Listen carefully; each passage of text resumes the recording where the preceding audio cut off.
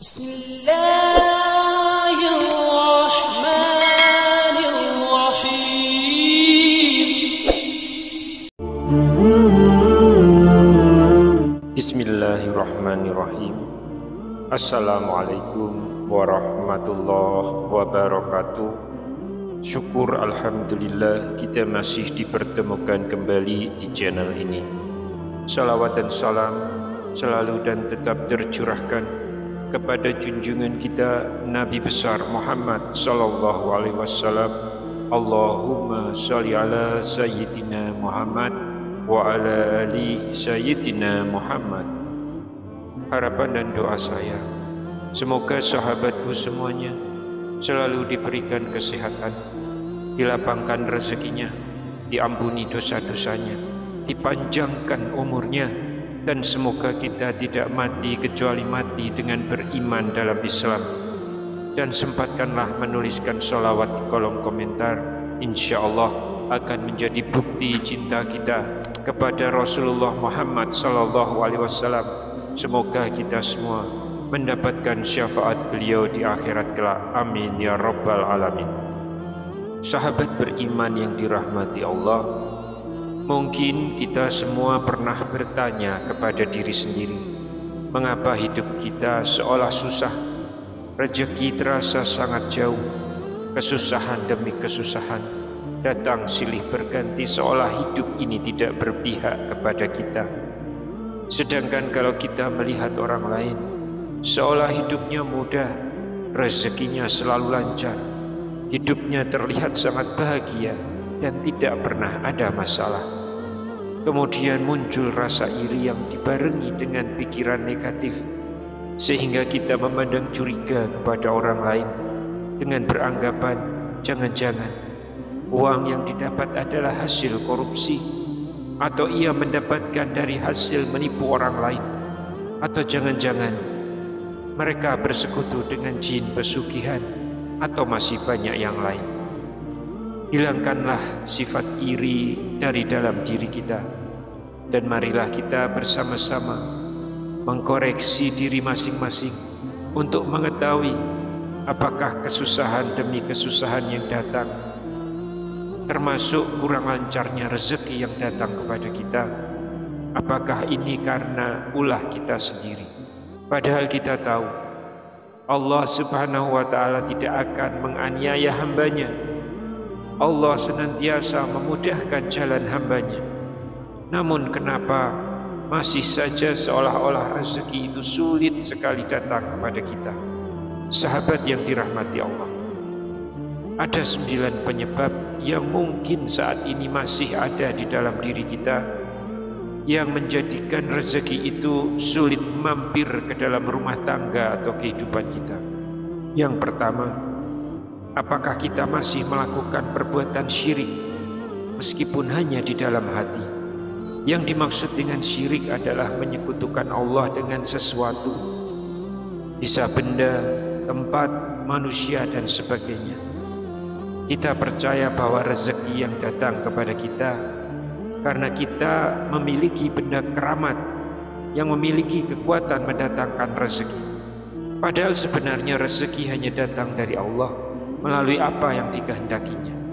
Jika rezeki datang lewat seseorang, maka berterima kasihlah kepada Allah dan bersyukurlah kita karena dipertemukan oleh Allah dengan orang tersebut. Jadi bukan beranggapan bahwa yang membawa rezeki pada kita adalah si fulan. Jika bukan karena si fulan, maka saya tidak akan mendapatkan rezeki itu, misalnya.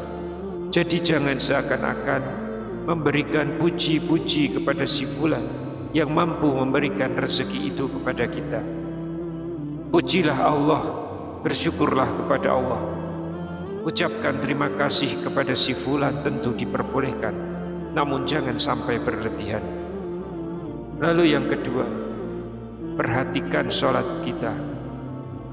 Apabila saat ini kita masih mengerjakan sholat hanya 3 waktu saja, maka mulailah lengkapi hingga menjadi 5 waktu.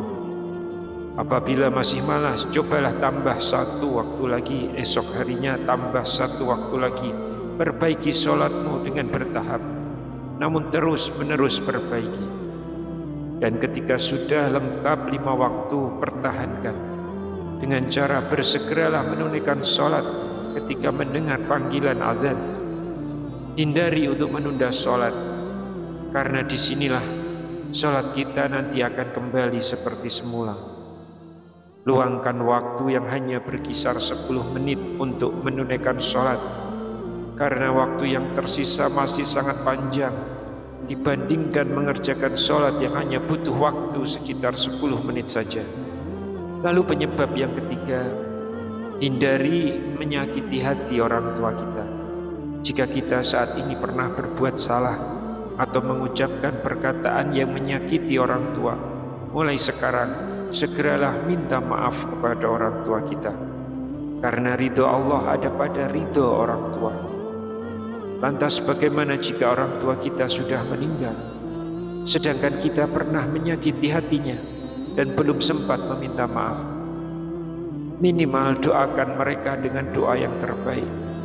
Kirimkan pahala sedekah untuk mereka.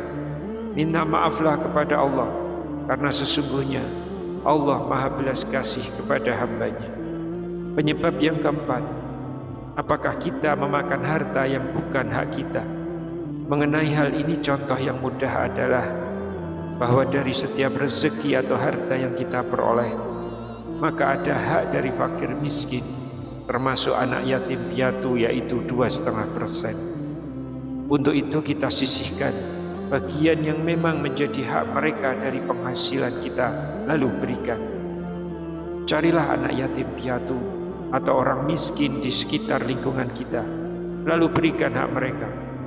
Tidak perlu malu jika yang kita berikan hanya sedikit, karena berawal dari yang sedikit itulah, namun dilatari dengan niat yang tulus, itulah awal dari kita untuk ditambah rezekinya yang berlimpah oleh Allah Subhanahu wa Ta'ala, insya Allah.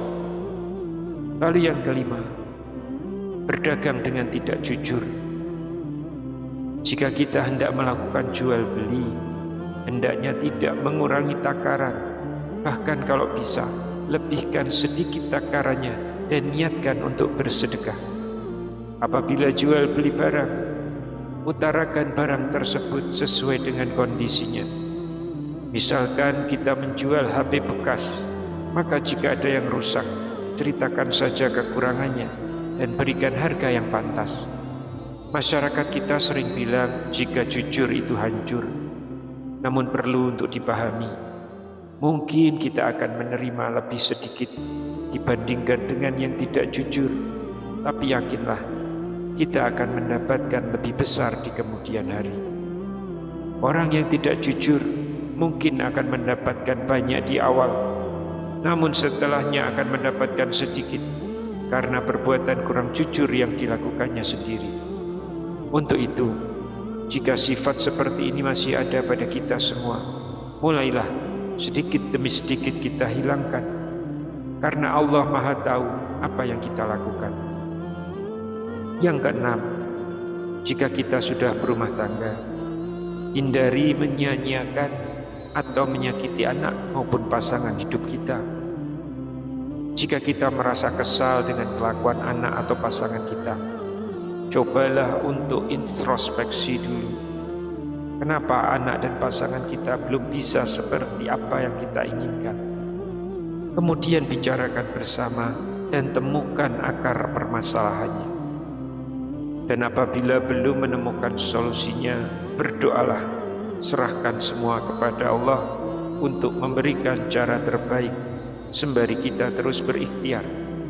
Karena Allah sesungguhnya adalah sebaik-baik pemberi solusi.